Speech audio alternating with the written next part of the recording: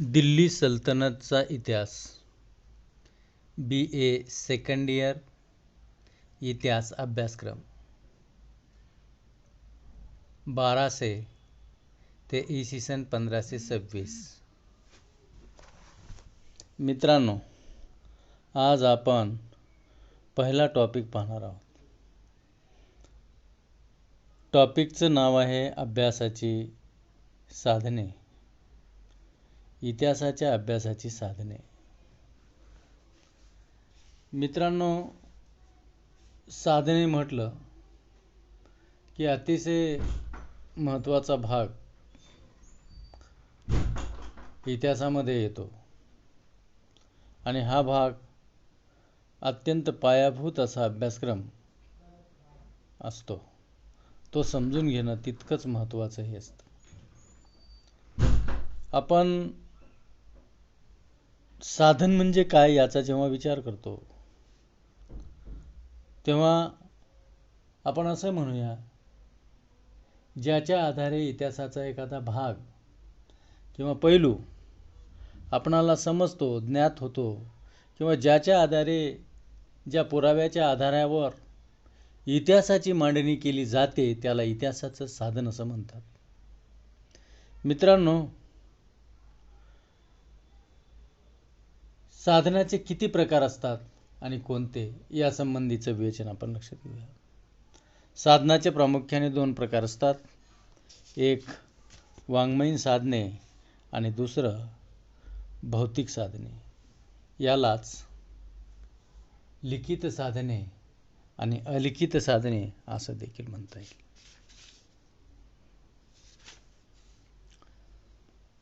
साधनाला इतिहास लेखनामध्ये काय महत्त्व असतं? लॉजिलॉस आणि सेनबॉस नावाचा एक इतिहासकार आहे आणि त्याने असं म्हटलेलं आहे की no sources no history, no documents no history. साधन नाही तर इतिहास होणार नाही. आणि मग साधनच नसेल आणि इतिहास होत नसेल तर साधनाला इतिहासामध्ये किती किंमत आहे हे आपल्याला लक्षात आल्याशिवाय राहणार नाही. प्रत्येक कालखंडाची वेगवेगळी अशी इतिहासाची साधने असतात हे देखील आपण पाहिलं पाहिजे. एवढंच नव्हे तर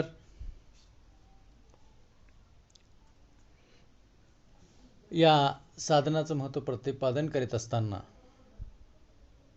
एका इतिहास तज्ज्ञाने म्हटलेलं आहे, ही जरी साधने उपलब्ध झाली आणि या साधनावर जरी इतिहासाची साधनाच्या आधारे जरी इतिहासाची मांडणी होत असली तरी देखील या साधनाचा वापर करीत असताना इतिहासकाराचा जो दृष्टिकोन असतो तो पूर्वग्रहदूषित असला पाहिजे. कारण पूर्वग्रहदूषित जर त्याचा दृष्टिकोन असेल तर तो इतिहासाची मांडणी योग्य अशा पद्धतीने करू शकणार नाही. आणि म्हणूनच असं म्हटलं जातं, हिस्ट्रियन शुड बी जज नॉट ॲडव्होकेट. इतिहासकार हा न्यायाधीशाच्या बाण्याचा असला पाहिजे, तो वकिली बाण्याचा असता कामा नये. कारण तो वकिली बाण्याचा असेल तर मग इतिहासाला न्याय मिळणार नाही. कारण इतिहासकार हा वकिली बाण्याचा असून चालत नाही. वकिली बाणा म्हणजे काय? तर कोणत्याही न्यायालयीन प्रकरणामध्ये 2 वकील असतात, एक सत्याच्या बाजूचा आणि एक असत्याच्या बाजूचा. पण कोणताही वकील माझी बाजू असत्य असं म्हणायला तयार नसतो. तो आपापल्या पद्धतीनं माझीच बाजू कशी सत्य आहे हे दर्शविण्याचा प्रयत्न करतो. मात्र न्यायाधीशाच्या खुर्चीवर बसलेले जे व्यक्ती असतात, न्यायदेवत असते, ती व्यक्ती मात्र ज्या बाजूने भक्कम पुरावे येतात, जी बाजू सत्य असते त्याच्यावरतीच न्याय देण्याचं काम करतो.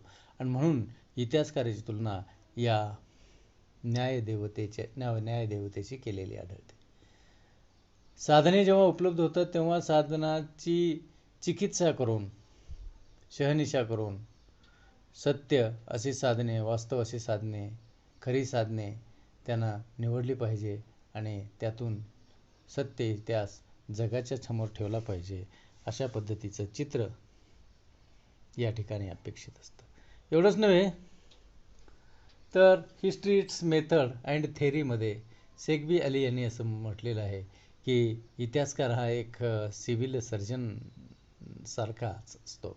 कारण सिव्हिल सर्जन जेव्हा एखाद्या रुग्णाच्या शरीरातील अनावश्यक गाठ किंवा भाग काढून टाकतो आणि त्याला पूर्ववत सामान्य बनवतो, जीवन जगण्यासाठी लायक बनवतो, तशाच पद्धतीनं इतिहासकार कागदपत्र मिळाल्याच्या नंतर, साधने मिळाल्याच्या नंतर त्याची चिरफाड करतो, त्याच्यातील अनावश्यक भाग काढून टाकतो आणि वास्तव असा भाग वापरून सत्य इतिहास मांडण्याचा तो प्रयत्न करत असतो.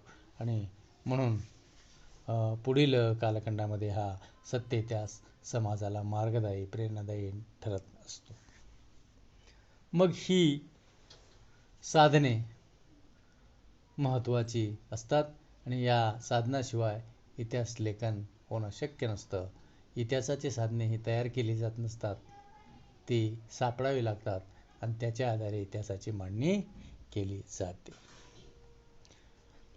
आता आपण सर्वप्रथम पुरातत्वीय साधने, आर्कॉलॉजिकल सोर्सेस या ठिकाणी लक्षात घेऊया. नाणी.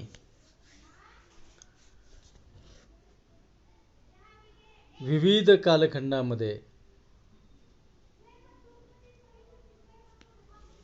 कालखंडामध्ये सत्तेवर असणारी राजघराणी वेगवेगळी नाणी तयार करत असतात.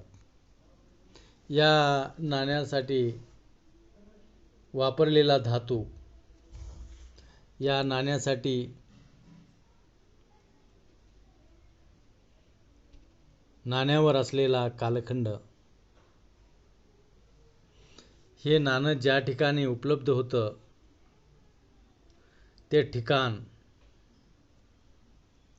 नाण्यावर असलेली चित्र, पदव्या, अंकनं यावरनं इतिहासाचं रेखाटन करण्यासाठी इतिहासकार त्याचा उपयोग करून घेत असतो. समजा नाणं कोणत्या ठिकाणी सापडलं, त्या ठिकाणापर्यंत त्या राजवटीचं साम्राज्य होतं हे निश्चित करता येतं. नाण्यासाठी वापरलेला धातू, समजा सोनं असेल, पितळ असेल, तांबे असेल, जस्त असेल, पाषाण असेल, या धातूवरनं त्या राजवटीच्या वेळची त्याची आर्थिक स्थिती कशी होती याचा अंदाज लावता येतो. एवढंच नव्हे तर कालखंडावरून हा कालखंड कोणाचा आणि मग या कालखंडामध्ये कोणाची राजसत्ता होती हे देखील लक्षात घेता येतं. आणि म्हणून प्रत्येक कालखंडामध्ये अशी जी नाणी पाडलेली असतात आणि ही नाणी काही कालावधीने उपलब्ध झाल्याच्या नंतर त्या नाण्यावरनं देखील भारतीय इतिहासाचे रेखाटन करता येते. परंतु आपणाला या ठिकाणी मध्ययुगीनकालीन, विशेषतः सल्तनतकालीन इतिहासातील नाण्यांचा विचार करायचा आहे. जसं की श्री S.K. अय्यंगार यांनी दक्षिण भारतातील चोल, यादव, चालुक्य, पांड्य, विजयनगरचे सम्राट याच्यापैकी अनेक लेख प्रकाशित केलेले आहेत. एवढेच नव्हे तर मुसलमानी राजाच्या नावावर साधारणतः पहिल्या 4 धर्मभिरू खलिफांची नावे, भारतातील राजाचे नाव, नाणे पाडलेले वर्ष, त्याची टंकसाळ कुठे होती हे ठिकाण, नाण्याच्या आधारे साम्राज्य विस्ताराची माहिती आपणाला पाहायला मिळते. आणि म्हणून खिलजीने दक्षिण दिग्विजयानंतर बरेच सोने आणल्यामुळे त्याने सोन्याची नाणी पाडली होती. अल्तमशची नाणी रुपयाची होती.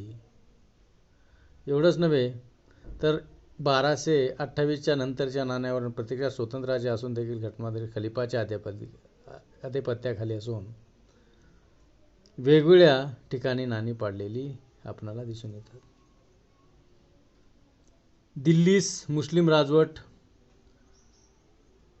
स्थिरावल्यावर नाण्यामध्ये बरेचसे बदल झालेले आहेत. प्राणी, पक्षी, वृक्ष आदीची चिन्हे जी होती पूर्वी ती कोरणे पुन्हा बंद झालेलं दिसून येतं.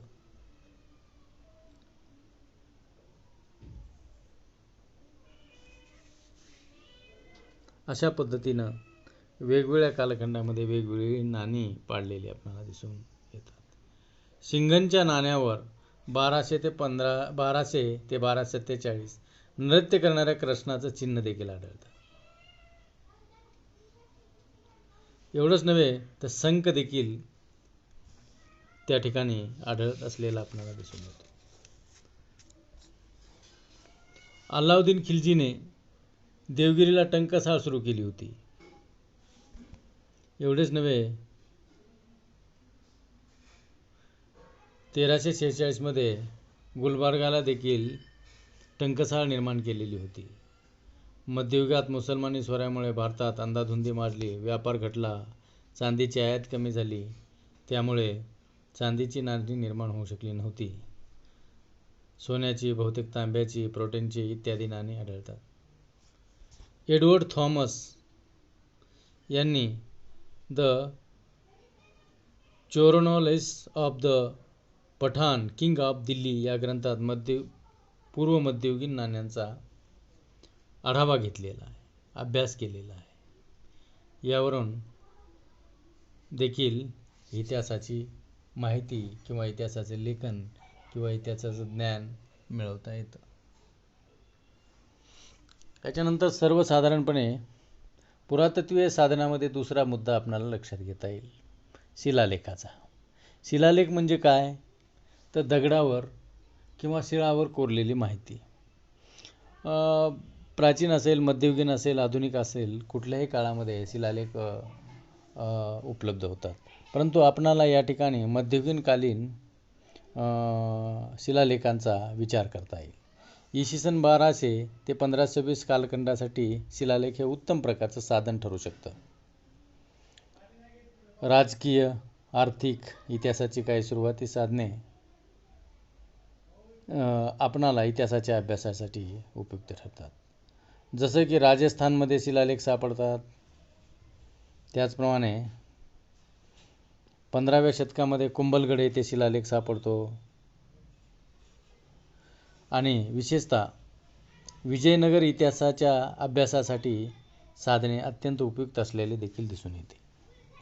जसं की शासनम, जयपत्रम, आज्ञापत्रम आणि प्रजापत्रम. म्हणजे शासनम म्हणजे काय? तर जमीन दान देण्यासाठी जे शिलालेख तयार केले जात त्याची नोंद. जयपत्रम म्हणजे काय? कायदेशीर बाबीसाठी दिलेले निर्णय आणि निर्णयाची नोंद या शिलालेखामध्ये दिसते. आज्ञापत्रम सरकारी अधिकाऱ्यांनी दिलेल्या राजआज्ञेच्या संबंधी लिहिलेले असतात. आणि प्रज्ञापत्रम म्हणजे काय? राजाचे जाहीरनामे या संबंधीचं विवेचन याच्यामध्ये आलेलं असतं. शिलालेखातून प्रामुख्याने सामाजिक, आर्थिक, धार्मिक, राजकीय स्थितीची माहिती मिळते. एवढेच नव्हे तर या शिलालेखामुळे भारतीय इतिहासाचं रेखाटन करता येतं. विशेषतः सल्तनतकालीन इतिहासाच्या अभ्यासासाठी देखील ही साधने उपयुक्त असतात. साधारणतः शिलालेख अवजड असतात. त्यात लिहिलेली माहिती सहजासहजी खोडता येत नाही. खोडलीच तर ती सहज लक्षात येते आणि म्हणून अशा साधनात फेरबदल होत नाही आणि ते विश्वसनीय असतात. यातून देखील इतिहासाची माहिती इतिहासकारांना व्यवस्थित अशी रेखाटता येऊ शकते. त्याचप्रमाणे परकीय प्रवाशांची प्रवास वर्णनं, अरब असेल, तुर्क असेल, रशियन असेल, पारसी असेल, तिबेटी असेल, जे जे परकीय भारतामध्ये येऊन गेले त्या सर्वांची माहिती या इतिहास लेखनामध्ये, या साधनामधून इतिहास लेखनासाठी आपल्याला उपयुक्त ठरणारी असते. उदाहरणार्थ सल्तनतकालीन साधनामध्ये अशी कोणती साधने आहेत ज्याचा विचार आपणाला इतिहास लेखनासाठी करता येईल? जसं की ब्राह्मणी सत्ता आहे.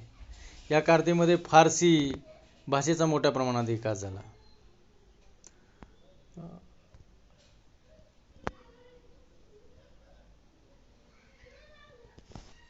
आणि ही साधने देखील महत्त्वाची आहेत. फिरोजशाह बामणीच्या दरबारातील लेखक मुल्ला दाऊद बिदरी याने तोहफुत सलातीन व बहनामा हा ग्रंथ लिहिलेला आहे. या ग्रंथात बहामनी सुलतानांचा इतिहास आहे. एवढंच नव्हे तर 1200 ते 1526 अभ्यासासाठी अरबी, तुर्की, पार्शियन 3 मोठ्या भाषेमध्ये ग्रंथ लिहिले गेलेले आहेत. त्यातून सामाजिक, सांस्कृतिक, आर्थिक जीवन त्या काळातलं कसं होतं हे समजून घेता येतं. दरबारी इतिहासकारांनी केलेले इतिहास लेखन आणि परकीय यात्रेकरूचे वृत्तांत हे देखील या ठिकाणी महत्त्वाचे ठरतात. आता समजा चचनामा हा ग्रंथ अरबी भाषेतला आहे. त्याचं फारसीमध्ये भाषांतर देखील झालेलं आहे. अरबाच्या सिंधवर विजयाची माहिती या ग्रंथामध्ये आलेली आहे. त्याच्या ग्रंथाच्या लेखकाबाबत इतिहासकारामध्ये मतभेद आढळतात. हा लेखक जो होता तो मोहम्मद बिन कासिमच्या सैन्याबरोबर भारतात आला होता असं मानलं जातं. आणि यावरनं देखील सल्तनतकालीन इतिहासाची माहिती मिळते. सल्तनतकालीन इतिहासाची माहिती मिळते म्हणजे साधन म्हणजे काय असतं तर इतिहासाचा एखादा भाग किंवा पैलू ज्याच्यामुळे इतिहासकारांना ज्ञात होतो त्याला इतिहासाचं साधन असं म्हणतात. आणि मग त्याच्यानंतर किताबुल मामिनी या ग्रंथाचा लेखक आहे उदबी. तो मुहम्मद गझनीच्या सेवेमध्ये होता.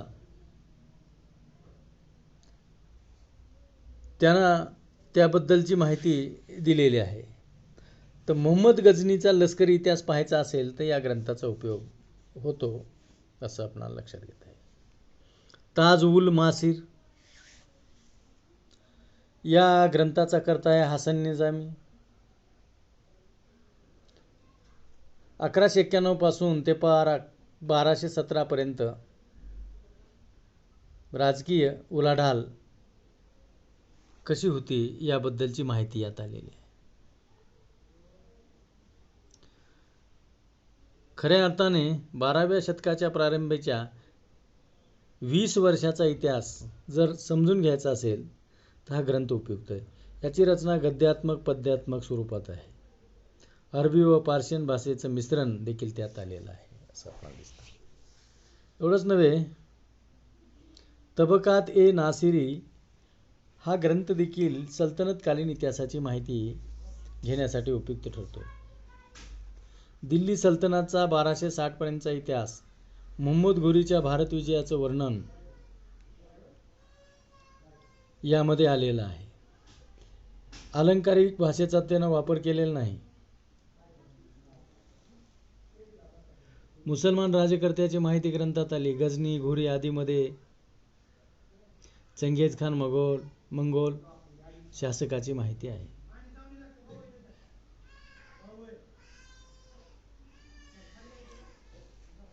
यावरनं हा ग्रंथ देखील इतिहासाची माहिती मिळविण्यासाठी उपयुक्त ठरणार आहे. खाजा इतुल फतुह या ग्रंथाचा लेखक अमीर खुसरो असून अल्लाउद्दीन खिल्जीच्या राज्यारोहणाची, मंगोल आक्रमणाची, गुजरात, देवगिरी, वरंगळ विजयाची माहिती आलेली आहे. तारिक-ए फिरोजशाही या ग्रंथाचा लेखक शम्स-ए आफिफ असून त्याने हा ग्रंथ लिहिलेला आहे. 1265 ते 1353 या वर्षाची माहिती यामध्ये मिळते. आणि हा ग्रंथ देखील अत्यंत महत्त्वाचा असलेला दिसून येतो. मुहम्मदनामा ग्रंथ जुबुरी याने लिहिलेला आहे. मुहम्मद इब्राहिम आदिलशाच्या दरबारी असलेल्या राजकवीनं हा ग्रंथ लिहिला आहे. आदिलशाच्या कारकिर्दीत राजकीय घडामोडीबरोबर शहाजी व मराठा सरदाराबद्दलची माहिती आहे.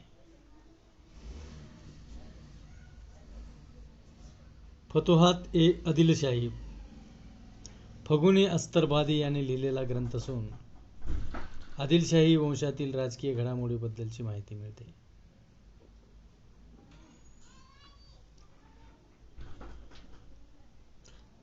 तारिक-ए-मुदी अब्दुल फजल याने ग्रंथाची रचना केलेली असून मुहम्मद गझनीचे उत्तराधिकारी सुलतान मसूदचा शासनकाळ, त्याचा दरबार इत्यादीबद्दलचं विश्लेषित असं लेखन यामध्ये आलेलं आहे.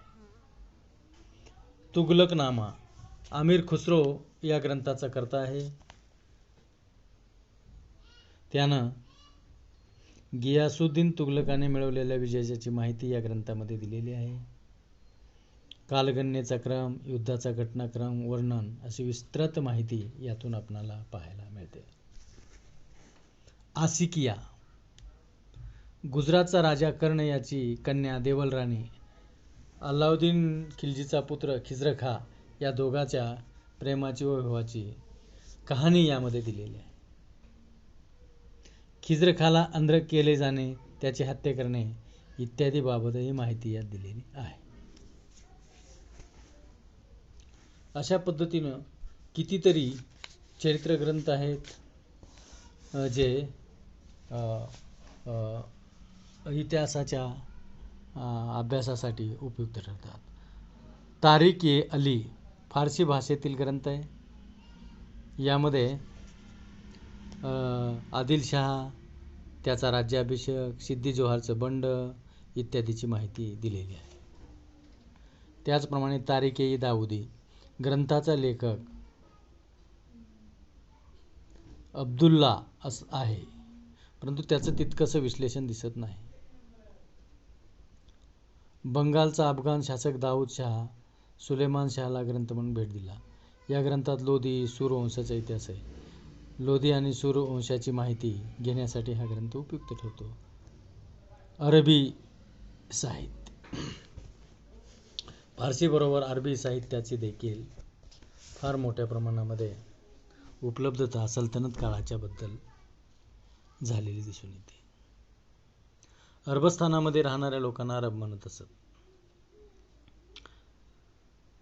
भारतीय सत्तेच्या विकासाबरोबर अरबी भाषेत पण साहित्य, इतिहास, काही ग्रंथ तयार झालेले आहे. या ग्रंथावरून देखील सल्तनतकालीन इतिहास आपणाला समजून घेणे शक्य होते. जसं की अल्बेरुनीने तहकात-ए-हिंद हा ग्रंथ लिहिला आहे. त्यामध्ये कोणती माहिती आलेली आहे तर इसवी 973 ते 1048 या कालखंडातील माहिती आलेली आहे. हा ग्रंथ वस्तुनिष्ठ मानला जातो, कारण कोणत्याही हेतूने त्यानं लिखाण केले नाही. तो अनेक भाषेत पारंगत असा होता. या ग्रंथामध्ये त्यानं धर्म, तत्वज्ञान, साहित्य, चालीरीती, अंधश्रद्धा, भूगोल, गीत, ज्योतिष, देवता, कायदा, रूढी, समारंभ, फलज्योतिष आदी विषयावर लेखन केलेलं आहे. आहार, मांसाहार, कपडा, विवाह, संस्था इत्यादी बद्दलची माहिती दिलेली. सामाजिक, धार्मिक, सांस्कृतिक, आर्थिक जीवनाचा अभ्यास करण्यासाठी हा ग्रंथ उपयुक्त होतो.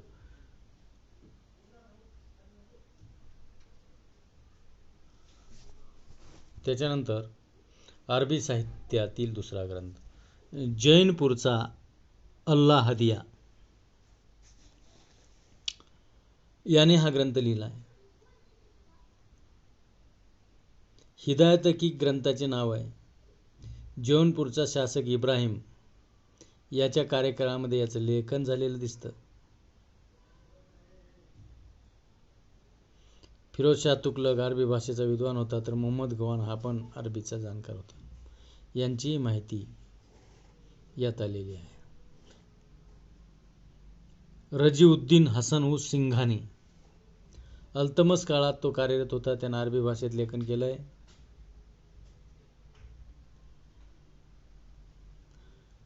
लुबा अज जकिरा हे आहे ग्रंथाचं नाव. इतिहास विषयावर देखील त्यानं अरबीत लेखन केलं आणि मसरिकल अनवर हे त्याच्या ग्रंथाचे नाव होते.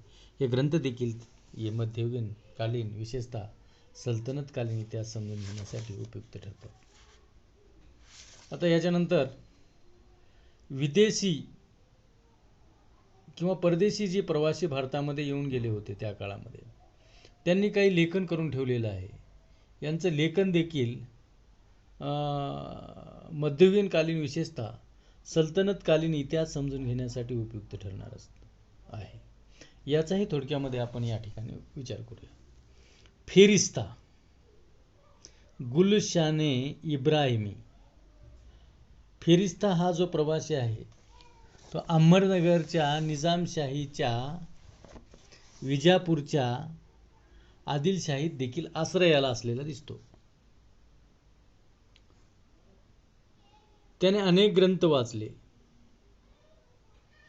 अनेक संदर्भ लक्षात घेतले आणि एक ग्रंथ लिहिला गुलशन इब्राहिमी.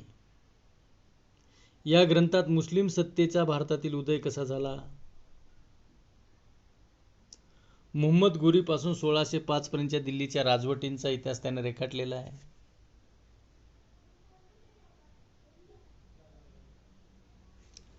मध्ययुगीन दक्षिण भारताच्या इतिहासाच्या अभ्यासाचे ते फारसे साधन म्हणून अत्यंत महत्त्वपूर्ण असा संदर्भ मानला जातो. दुसरा प्रवासी इब्न बतूता, किताब उर रेहला हा ग्रंथ त्याने लिहिलेला आहे.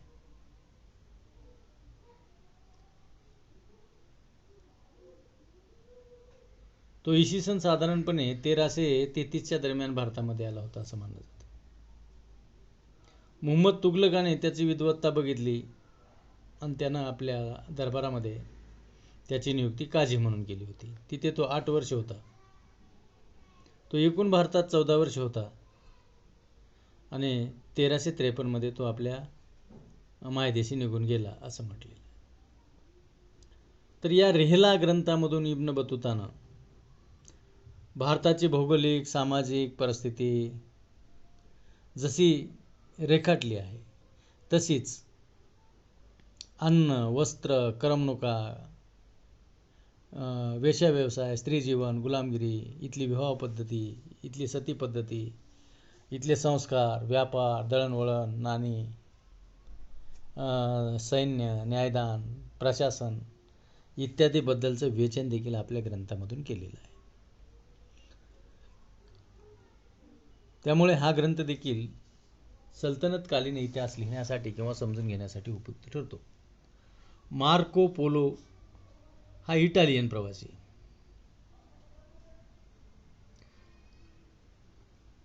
तो 1289 ते 1292 या काळामध्ये भारतामध्ये होता.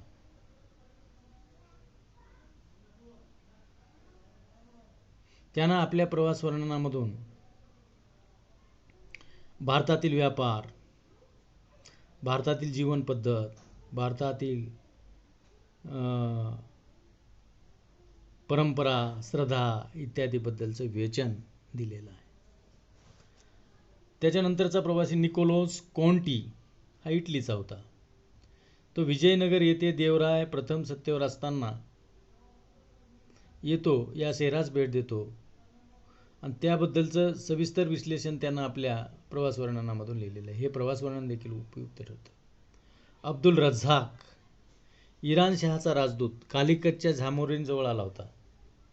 तो देखील विजयनगरच्या दरबाराला भेट देणारा होता, त्यानं दिलेली होती. त्यानं विजयनगरबद्दल लिहिलेलं आहे. संपूर्ण पृथ्वीवर विजयनगरसारखं वैभव संपन्न शहर दिसत नाही. ही माहिती देखील सल्तनत किंवा मध्ययुगीन इतिहासासाठी उपयुक्त ठरणार आहे. बार्बोसा पोर्तुगीज प्रवासी 1500 ते 1514 या काळामध्ये भारतात आला होता. त्याचं वास्तव्य गोवा येथे होतं. कृष्णदेवरायाच्या काळामध्ये विजयनगरलाही आला होता.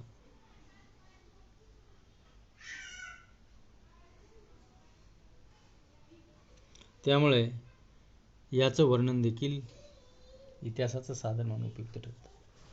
सीझर फेड्रिक हा पोर्तुगीज प्रवासी होता. त्यानं विजयनगरच्या काळात भारताला भेट दिली होती.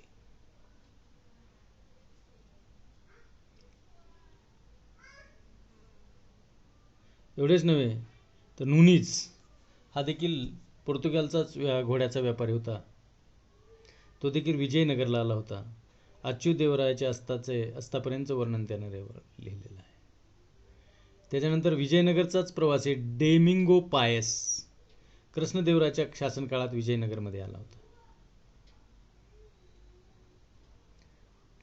त्यानं लिहिलेलं आहे, विजयनगर हे रोमच्या बरोबरीचं शहर आहे आणि जगात याच्यापेक्षा सुंदर शहर नाही. लुडोबिको बी बार्थोमा हा देखील पोर्तुगीजचाच आहे. भारत यात्रा करून प्रामुख्याने विजयनगर साम्राज्यासंबंधीचं लेखन त्याने केलेलं आहे.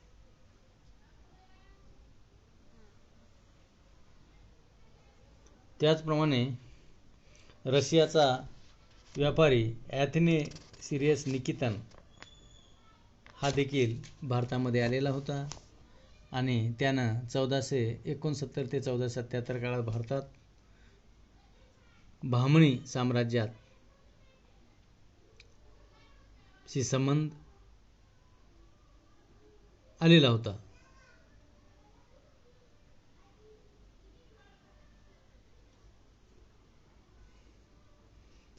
त्यानं बिदरबद्दलची माहिती दिलेली आहे, मोठ्या प्रमाणात दिली आहे आणि बिदरच्या शहराचं वर्णन त्यानं केलेलं आहे. चाऊ चू कुआ हा चीनी व्यापारी देखील भारतामध्ये आला होता. त्यानं युआ फॉन्चर हे पुस्तक लिहिलेलं आहे. 12व्या व 13व्या शतकातील भारताचा चीन राष्ट्राशी असलेला व्यापारी संबंध यामधून लक्षात घेता येतो आणि म्हणून हा ग्रंथ देखील इतिहासाच्या लेखनासाठी अत्यंत उपयुक्त असतो. थोडक्यामध्ये इतिहासाची जी साधने असतात ती साधने इतिहासासाठी अत्यंत महत्त्वाची असतात. कारण साधनच नसेल तर इतिहास उपलब्ध होऊ शकत नाही आणि म्हणूनच साधनाला इतिहास लेखनामध्ये अन्यान्य साधारण असं महत्त्व असतं. सल्तनत काळाचा इतिहास म्हणजे 1200 ते 1525 पर्यंत आणि 1200 ते 1525 पर्यंतच्या कालखंडाचा आढावा घेत असताना यामध्ये पुरातत्वीय किंवा भौतिक साधने महत्त्वाची ठरतात. त्याचबरोबर लिखित, चरित्रात्मक आणि परकीय प्रवाशांची प्रवास वर्णनं ही देखील महत्त्वाची ठरतात. साधन म्हणजे नेमकं काय असतं तर ज्याच्यामुळे इतिहासाचा एखादा भाग किंवा पैलू इतिहासकारांना ज्ञात होतो, माहीत होतो किंवा ज्याच्या आधारे इतिहासाची मांडणी केली जाते, या भागाला आपण इतिहासाचं साधन असं म्हणतो. इतिहासाची साधने ही तयार केली जात नसतात, ती उपलब्ध व्हावी लागतात आणि या उपलब्ध साधनाच्या आधारे इतिहासाचा लेखक इतिहासरूपी पुस्तकाची मांडणी करतो आणि म्हणून इतिहासाच्या अभ्यासामध्ये साधनाच्या अभ्यासाला अत्यंत महत्त्वाचं असं स्थान असलेलं आपल्याला दिसून येईल.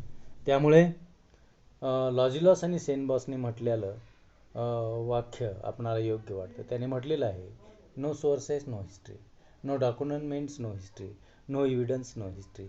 साधन नाही तर इतिहास होऊ शकत नाही, पुरावा नाही तर इतिहास होऊ शकत नाही किंवा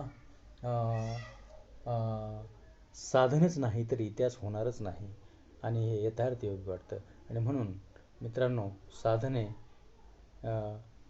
ही इतिहासाच्या अभ्यासामध्ये अत्यंत महत्त्वाची ठरतात.